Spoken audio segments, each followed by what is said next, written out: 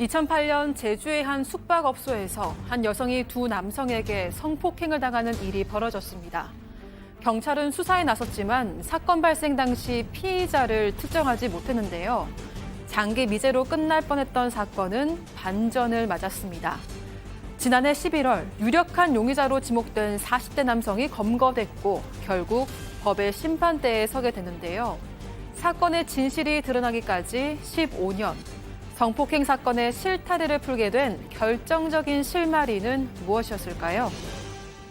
자, 한편으로는 답답하면서도 한편으로는 그나마 다행인 사건입니다. 일단 15년 전으로 거슬러 올라가 보죠. 네, 2008년 6월에 제주도에서 벌어진 성폭행 사건입니다. 당시에 이 제주시청 인근에 있는 이 노상에서 이 여성이 술에 취해 앉아 있었는데요. 이 두 남성에 의해서 주변 숙박업소로 끌려가서 피해를 당하게 됩니다.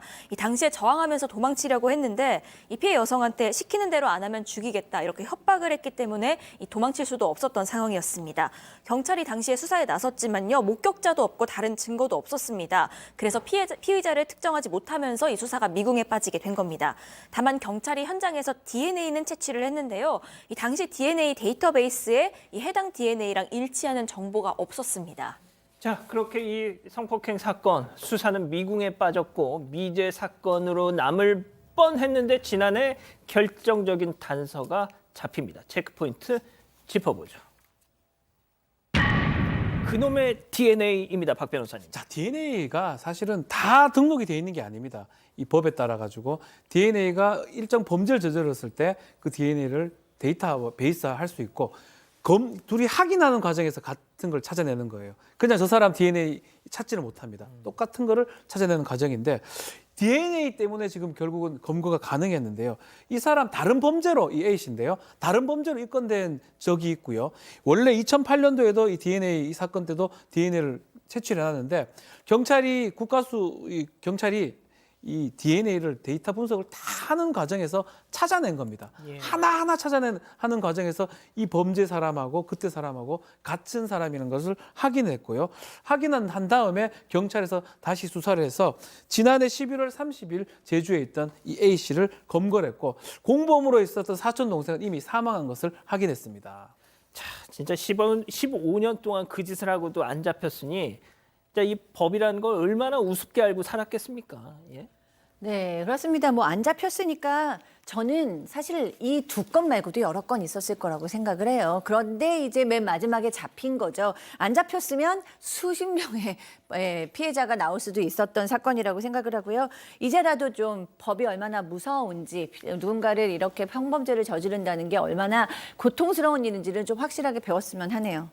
자, 범행을 인정했나요? 15년 전 사건? 네, 일단 현장에서 자신의 DNA가 나온 상황인데요. 남성은 이 검거된 뒤에 경찰 조사에서 이 술에 취해서 당시 상황이 기억이 안 난다고 했습니다. 이런 취지로 진술을 하면서요. 자신의 혐의를 부인했습니다. 자, 팀장님 지금 참 어처구니가 없습니다. 잘 들어보세요. 15년 전 사건 너 그때 그 짓 했어 안 했어? 술에 취해서 기억이 안 납니다. 15년 전에 술 취한 건 기억이 나는데 뭘 했는지는 기억이 안 난답니다.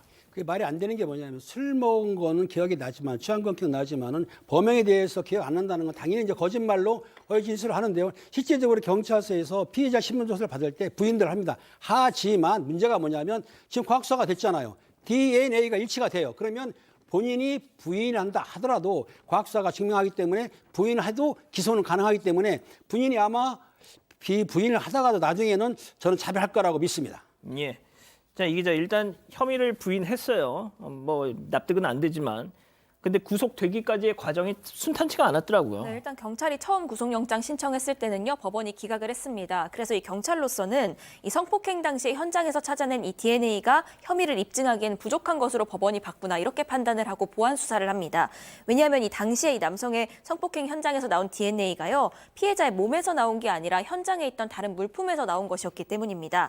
그래서 이 경찰은 이 남성의 혐의를 입증하기 위해서 이 사건 당시 DNA 채취 과정 그리고 이 사건 기록 이런 것들을 살펴보면서 이 보완 수사를 거쳐서 구속영장을 재신청합니다. 결국 그제서야 구속이 돼서 재판에 넘겨졌고요. 어제 첫 공판이 열렸습니다. 아니, 박 변호사님, 네. 저는 이 부분에서 조금 재판부의 판단이 약간 좀 의아했는데 아니, 세상에 DNA를 결국 이 미제 사건이 될 뻔한 걸 대조를 해서 겨우겨우 15년 만에 찾았어요. 자, 그래서 이렇게 재판에 세웠어요.